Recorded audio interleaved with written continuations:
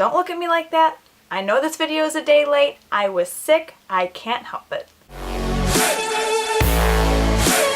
Until the candles burn down this place.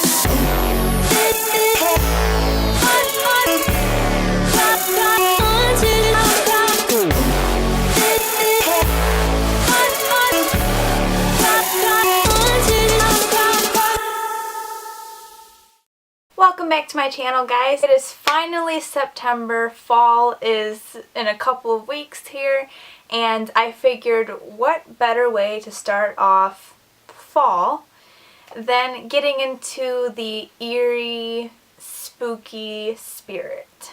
I'm going to list off 10 of the creepiest urban legends that I have learned about. I'm especially excited for this video because I love talking about urban legends. I love rereading them over and over again and just finding different versions of them. It's just my favorite thing to do, especially around the fall Halloween time. This is usually the time of year where I start to read more spooky stuff and watch scary movies, kind of getting into the whole routine of fall and spookiness. I don't know. Some of these legends I'm sure you've heard of. They're very popular. Others maybe not so much. Regardless if you've heard these or not, I hope you enjoy reliving them and talking about them and getting spookified.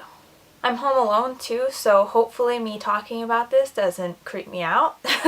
It'll be fine. So I'm not going to be putting these in order of my favorites or in order of the scariest because I'm really not sure. I used to think that all of the urban legends that I heard of were really popular and that everyone knew about them, and then when I told them to my friends, some of them had no idea what I was talking about and they were just completely in the dark about it.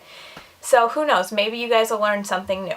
So the first urban legend I'm going to be talking about is a classic. It's The Babysitter and the Man Upstairs. You guys have probably heard about the movie When a Stranger Calls. It's one of my favorite horror movies to watch really anytime, but especially around the fall Halloween season. If you didn't know, that movie was basically based on this urban legend. It's about this babysitter who's taking care of these kids and they're sleeping upstairs and she's downstairs just kind of doing her thing, watching a movie and whatnot, when she gets a call. So she picks up the phone and no one answers her when she says hello. It's just heavy, creepy breathing. So she hangs up the phone. She's a little rattled, but she's like, it was just some guy pulling a prank, whatever. Some time passes by and she gets another call.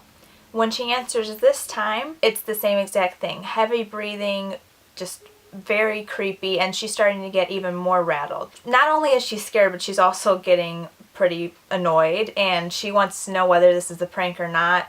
And she's freaking out, as I would, because I would have called the police already. So I believe that ends with a man laughing and then hanging up the phone. And again, she tries to just shake it off. It's just some guy being a jerk. It's the same heavy breathing. And she says, okay, this isn't funny. Who is this? And then the really creepy part. This time the man speaks and he says, have you checked the children? And the line goes dead. So now she's very freaked out and she creeps upstairs to check on the children and they're fine. Then almost immediately after coming back down from the stairs, she gets another call. It's the same voice that she heard before, and the man asks, how were the children? So she freaks out, hangs up the phone, calls the police, and tells them what's going on. And they tell her that the next time the man calls, they will trace the call. There is a bunch of different versions of the story. I'm just telling the version that I've heard over the years and the one that I read a long time ago. The man calls again and she tries to keep him on the phone for as long as she can because that's how tracing a call works. You have to keep them on for a certain amount of time. But he's not really saying anything. He's just being very vague. He's being very creepy and just breathing a lot. She quickly hangs up the phone, answers the call. It's the police, and they tell her that the call is coming from inside the house. Ooh, chills. Okay.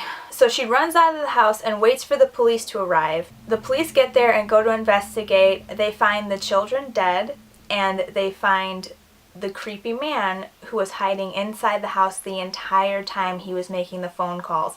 He had planned to kill the kids and then kill the babysitter, and the babysitter escaped before he could do so. Now, this is an urban legend, so there are many different versions to this. There's another version where the babysitter runs upstairs to get the kids, gets them, they go outside, and the police arrive and arrest the man.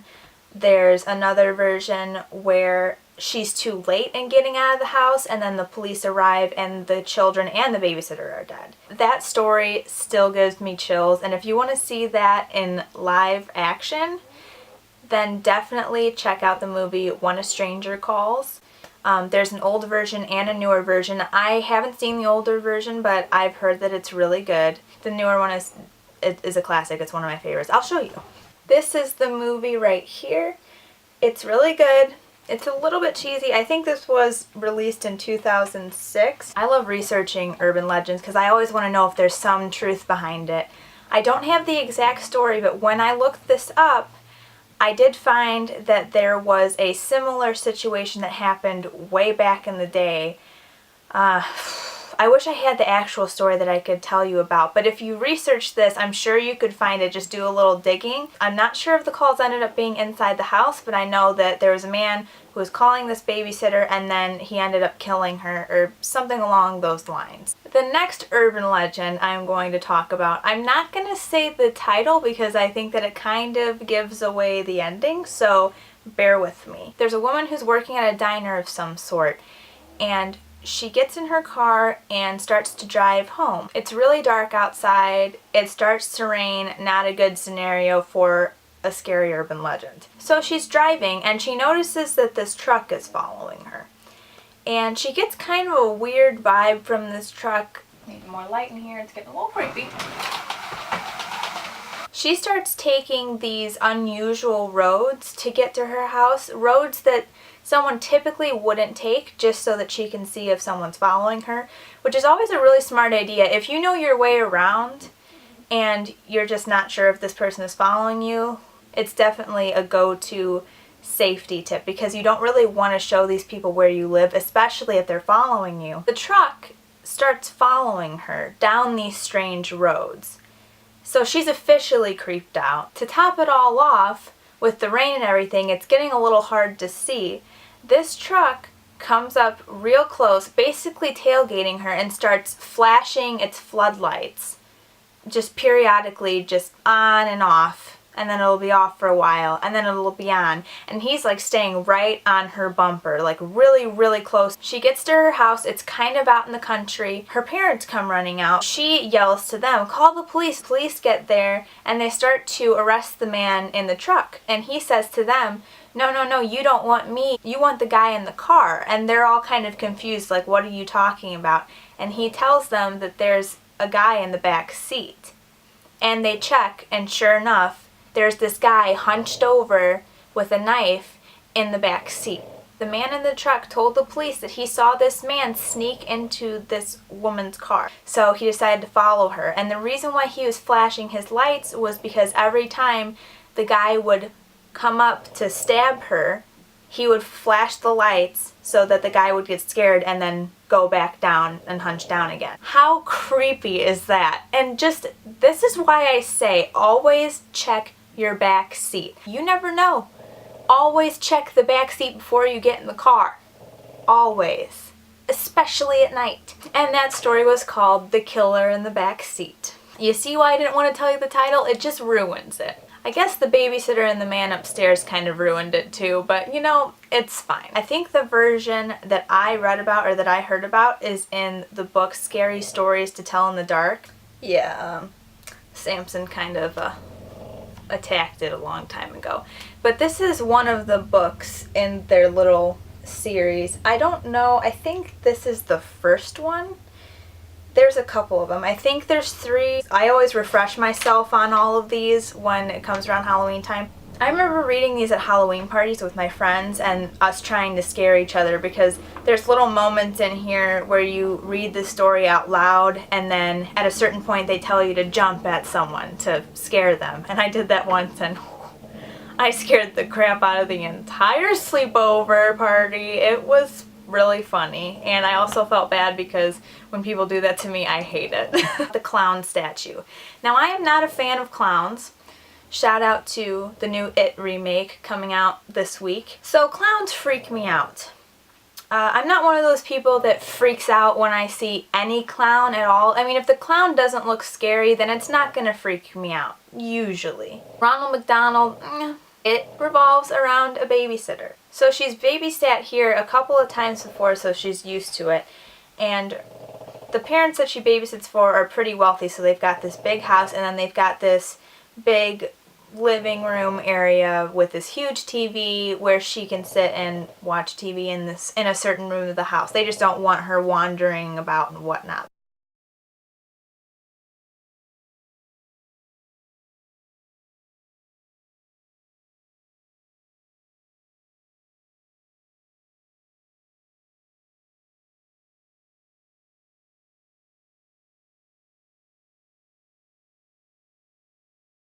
So the next urban legend I'm going to be discussing is one that I hadn't heard of until recently, and it really freaked me out. This urban legend is about the shadow people. Basically how it works is you'll be sleeping and you'll wake up in the middle of the night and you'll see a figure that is blacker than the darkness surrounding it, and it will be standing there staring at you. It won't have any facial features, it's just a shadow. Why do I get chills whenever I talk about this stuff? Oh my gosh. These shadow people are either evil or they're good. Some people believe that these shadow people are not angels, but more protectors, and they watch over you when you sleep.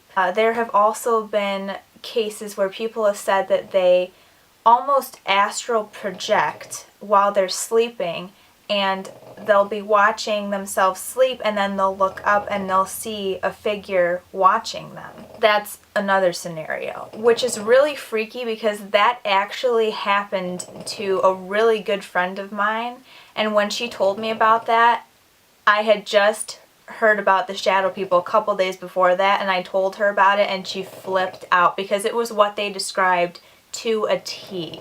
There's a version where there is a shadow person with a top hat that a lot of people have described seeing, and he is the evil one. And the other shadow people try to watch over you and protect you from that specific shadow person. So it just kind of goes as to what you believe in. If you believe in the supernatural, if you've experienced something with a shadow person. If you have, leave a comment down below telling me about your experience. I have never experienced anything with a shadow person. I don't plan on it, hopefully not. It's so interesting and creepy, and it just makes you think, the shadows, are they real? Are they watching us? I don't know. Another very popular one, Slender Man. It was super popular a couple of years ago, the legend of Slender Man, and I didn't really think that it was a legend. I just thought someone had made it up specifically for a video game. The version I've heard of Slender Man, or that I've read about, is that he tries to steal children, tries to steal their souls, something along those lines.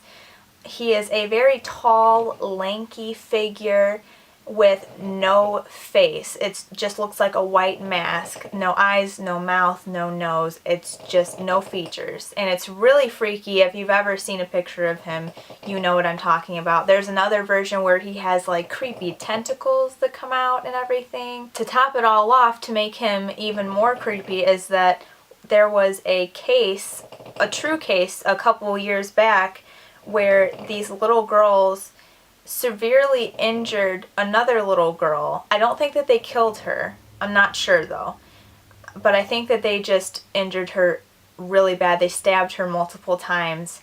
And they were convinced that Slender Man had told them to do it. I don't like to say like whether I believe in it or I don't, because the littlest chance that it's real, like I don't want to be like, oh, that's not possible, like whatever, and then he just comes after me. Like, no thank you. Another one that I hadn't heard of until recently is the legend of the black-eyed children. There are these kids who travel all over and search for susceptible victims, I guess. And how they get to their victims is they walk up to someone and they'll ask them for a ride, or they'll go up to someone's house and ask them to let them in. And the creepy part about this is that they have to be invited into your home, or they have to be invited into your car. There have been numerous accounts of people saying that this happened to them and they didn't know why, but they started to do what the child said. And that's supposed to be their power, some form of mind control. Once you let them in, or once you agree to help them or agree to let them into your life, then they kill you. It's lovely, I know, but they're supposed to have black eyes. When they try to convince you to let them in or help them, they keep their head down so that you can't really see their eyes yet. I'm not sure if they take over your mind and inhabit your body. I'm not sure how all of that works. If you can catch what you're doing and then just shut them out, you're good.